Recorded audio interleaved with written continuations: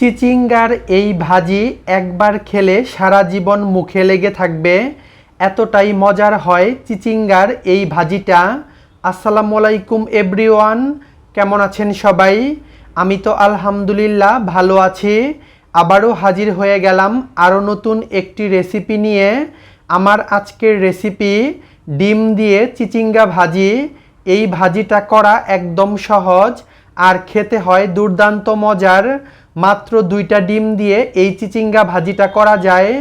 তো প্রথমে আমি এখানে হাফ কেজি চিচিঙ্গা নিয়েছি, আর তারপর চিচিঙ্গাগুলোকে ভালো মতো ছিলে এভাবে গোল গোল করে চাক চাক করে কেটে নেব।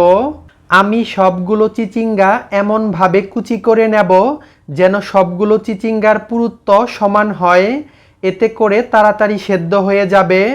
তো আমার চিচিঙ্গাগুলো মোটামুটি কেটে নেওয়া হয়ে গেছে, আপনাদেরকে দেখিয়ে দিচ্ছি। ঠিক এরকমভাবে চাক চাক করে কেটে নিয়েছি। এ পর্যায়ে আমি চিচিঙ্গাগুলোকে ভালো মতো ধুয়ে নেব। আর এখানে চুলায় একটি প্যান বসিয়ে দিয়েছি। প্যানটি গরম হয়ে গেলে দিয়ে দিলাম সয়াবিন তেল। পর্যাপ্ত পরিমাণে তেল দিয়ে তেলটাকে ভালো মতো গরম করে নিয়েছি। এখন দিয়ে দিচ্ছি পেঁয়াজ কুচি আর কাঁচামরিচ ফালি। এ পর্যায়ে এগুলোকে একটু ভেজে নেব। আমি পেঁয়াজ এবং কাঁচামরিচগুলোকে 2 মিনিটের মতো ভেজে নিয়েছি। এখন দিয়ে দিচ্ছি আগে থেকে কেটে ধুয়ে রাখা চিচিঙ্গাগুলো। যখন মরিচ এবং পেঁয়াজ একটু ট্রান্সপারেন্ট হয়ে যাবে তখনই আমি চিচিঙ্গাগুলো দিয়ে দিলাম। এ পর্যায়ে একটু নাড়াচাড়া করে মিশিয়ে দেব। সবগুলো চিচিঙ্গা দেওয়ার পর আমি মরিচ পেঁয়াজের সাথে চিচিঙ্গাগুলোকে একটু ভেজে নিয়েছি। এখন দিয়ে দিচ্ছি স্বাদমতো লবণ। লবণ চাইলে পরে চেক করে আরও অ্যাড করা যাবে।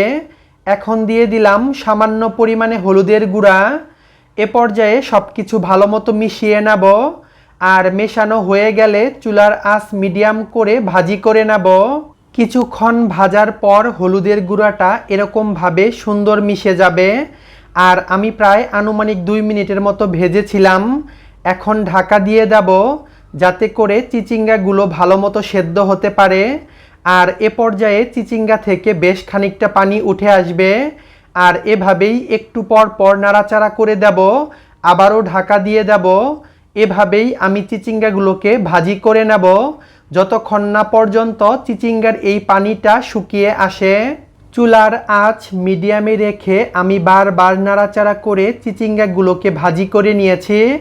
আর বারবার ঢাকা দিয়ে চিচিঙ্গাগুলোকে সেদ্ধ করে নিয়েছি। এখন আর চিচিঙ্গার মাঝে কোনো প্রকার পানি নেই, দেখতেই পাচ্ছেন পানিগুলো শুকিয়ে গেছে।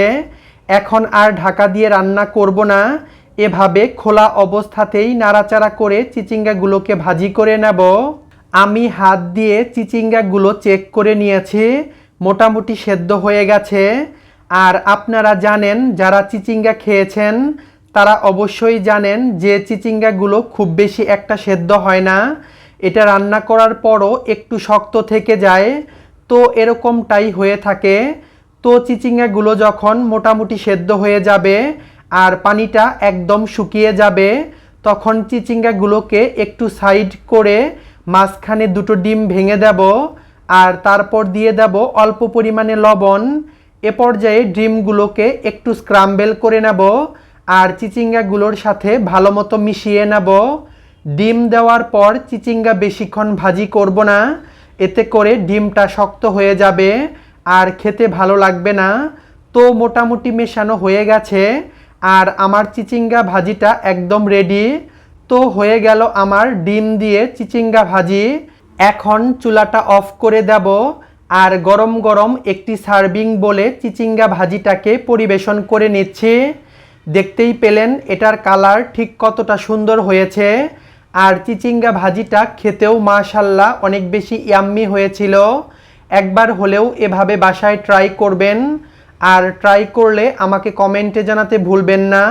এটা কিন্তু গরম ভাত অথবা রুটি দিয়ে খেতে অসম্ভব লাগবে। আর যাকে একবার খাওয়াবেন সে বারবার খেতে চাইবে, এতটাই মজার হয় এই চিচিঙ্গা ভাজিটা। এরকম নিত্য নতুন রেসিপি পেতে প্লিজ আমার ইউটিউব চ্যানেলটাকে সাবস্ক্রাইব করবেন। আর ফেসবুক পেজ এবং টিকটক ফলো দিয়ে আমার পাশে থাকবেন। আবারও দেখা হবে নতুন কোনো রেসিপিতে। সে পর্যন্ত সবাই সুস্থ এবং ভালো থাকবেন। আল্লাহ হাফেজ।